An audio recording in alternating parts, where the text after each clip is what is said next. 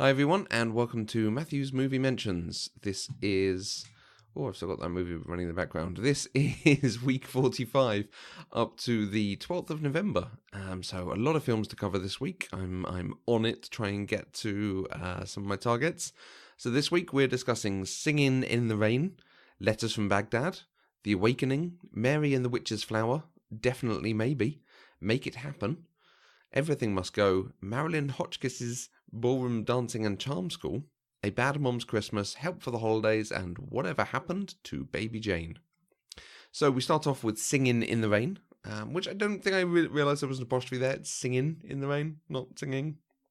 I don't know why. I finally got round to watching it, and it is pretty good. I'd always not watched it because I'd seen what I thought were the most significant bits, but as I've done with other films this year, trying to watch the ones that maybe I've missed for reasons.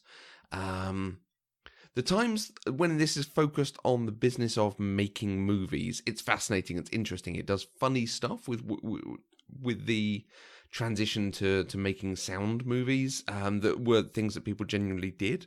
But there are times when this focuses on the relationships and it ends up a bit more obvious, a bit more on tracks. And it feels largely unnecessary from the rest of the film.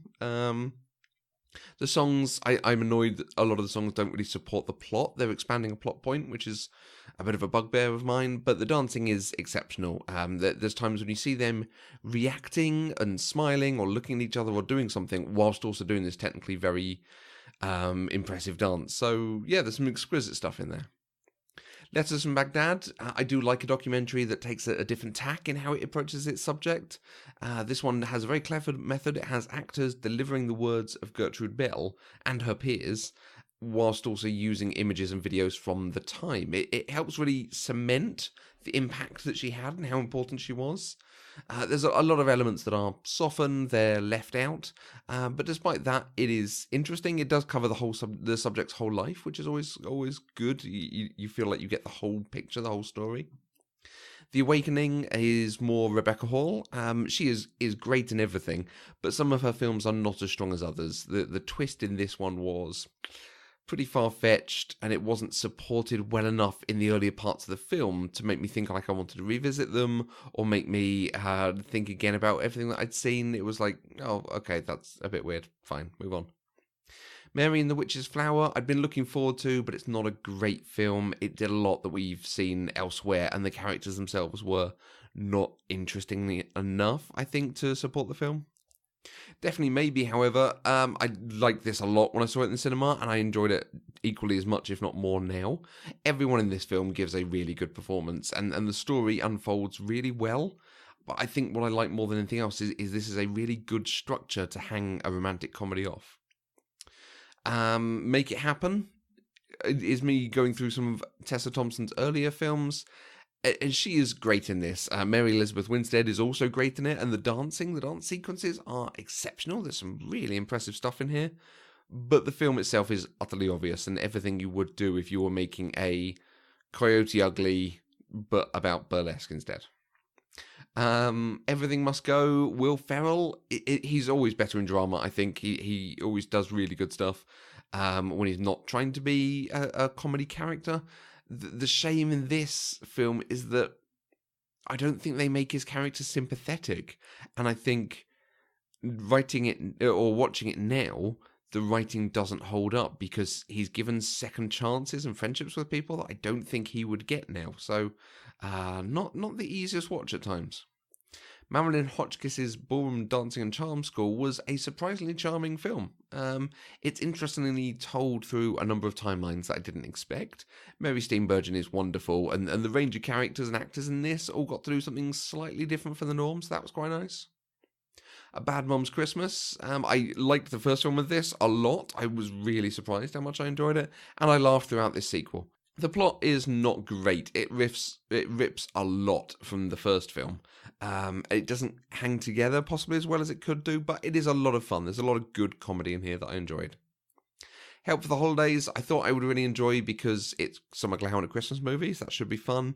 But this is again a film that with the 5-6 years later does not work as well. There's a whole thing in here about the mother not being there for her children because she's off running the shop that she runs with their father.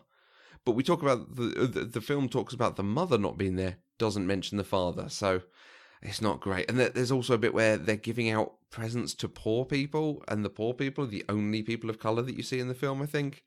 And then the fact that there is absolutely no chemistry between anyone here. So not one I can recommend.